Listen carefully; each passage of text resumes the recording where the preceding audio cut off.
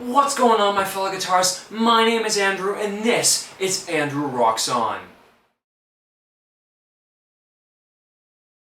Today we'll be learning two of the most fundamental chords to play on the guitar, C and G.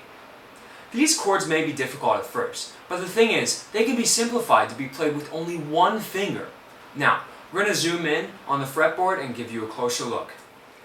Before we take a look at the chords, I'm going to take a second and explain what a chord diagram is. It's probably right about here on your screen.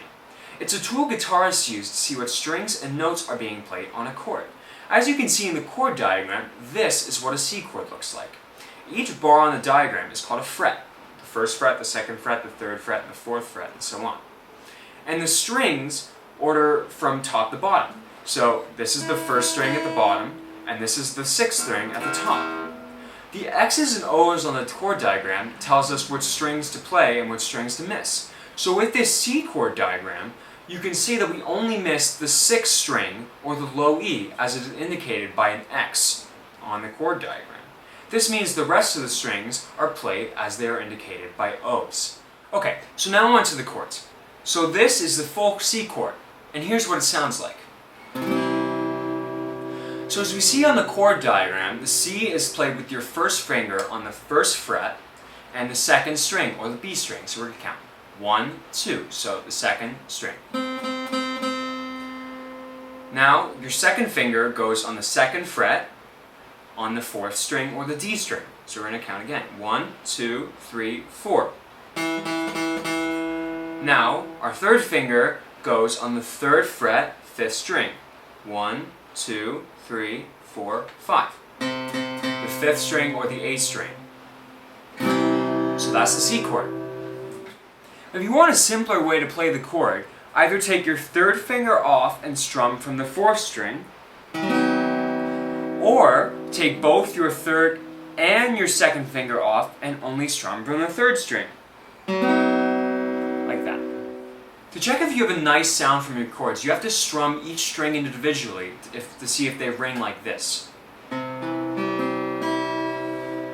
If they buzz like this, there could be a number of reasons. Firstly, you may not be using the tips of your fingers.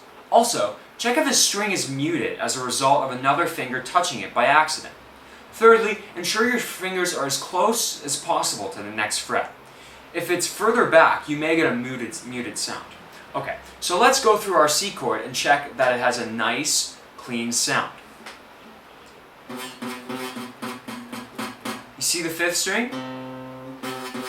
We have it too back from the fret, so we have to move it closer to the next fret. See, now we have a nice, clean, ringing sound. That's our fourth string. Why is it muted, you say? Well, it might be because you're using the flat of your finger on your third finger, so it may be muting this fourth string. So now we're going to use the tips of our fingers, right? And you'll get a nice, clean sound. If this is muted, if the third string is muted, it's probably because either your second finger is nudging up on it from your position on the second string, or your second finger is touching it when it's hitting your fourth string there. Now the second string might be a result, if it's buzzing, it may be too far back from the fret, so you have to move it closer, or you may not be pressing down hard enough, so make sure you're pressing down hard and you should have a nice sound. Your first string, you may be muting it with your first finger. So just make sure you're using the tip of your finger. Your C should sound great. Now, the G chord. This is what it looks like, and this is what it sounds like. So as we see on the chord diagram, the G is played with your second finger, this one, on the second fret, the fifth, and the fifth string. So we're going to count 1, 2, 3, 4, 5. Now our third finger goes on the third fret and the sixth string, or the low E. This one, the top string. Now you take your pinky and it goes on the 3rd fret, the same fret as your second finger, your 3rd finger I mean, and you put it on the 1st string. So that's the G chord. To simplify the G chord, simply take your 2nd and 3rd finger off and strum down from the 3rd string. However, it is important to still use your pinky to play, as it provides the foundation for the full G chord that you'll use later. So don't go and use your first finger or your 2nd finger or 3rd finger. Use your pinky because it will benefit you later.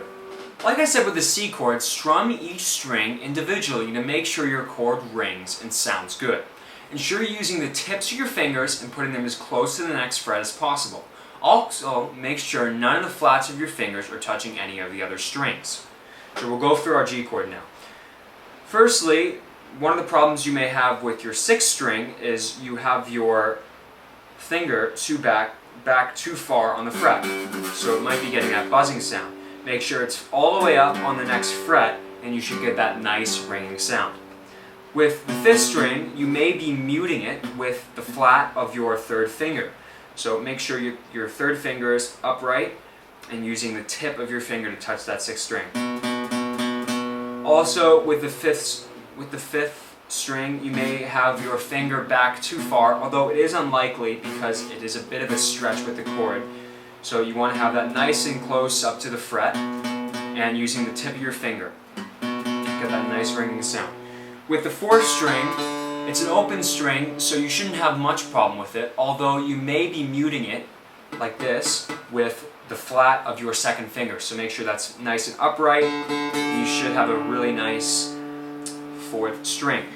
The 3rd string should be okay unless you are leaning down really far with your 2nd or 3rd finger and muting it like that, but if you're using the tips of your fingers, you'd have no problem. It should sound nice all the time.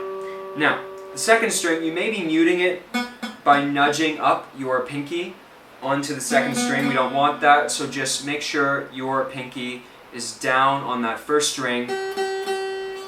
And yeah, so with this 1st string, again, your pinky may be back too far on the fret, which may be why it's buzzing.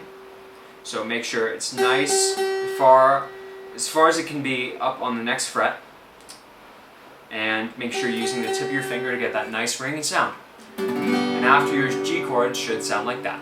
So that is it for this lesson. One tip is to practice, practice, practice. Make sure your chord sounds clean and nice and doesn't buzz. And practice your chord transitions as often as you can, as those will be the most difficult to master. Also, when you're playing guitar, make sure your thumb is back behind the guitar, as this is necessary to build muscles. These muscles will later help you when you start playing bar chords. Just trust me on this one. Leave your thumb behind the fretboard rather than on top. In the description of this video or in the playlist you're watching currently, there will be songs that I'm going to teach you how to play with the chords you just learned. Before trying to play those songs, practice your chord changes, as they are essential to play the songs. If you enjoyed, leave a like and please leave your comments and criticisms down in the comment section below. Thanks for watching. Until next time, guys. Peace.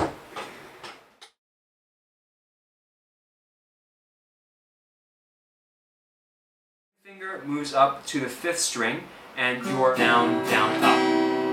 Another thing which we'll talk about in the strumming pattern section.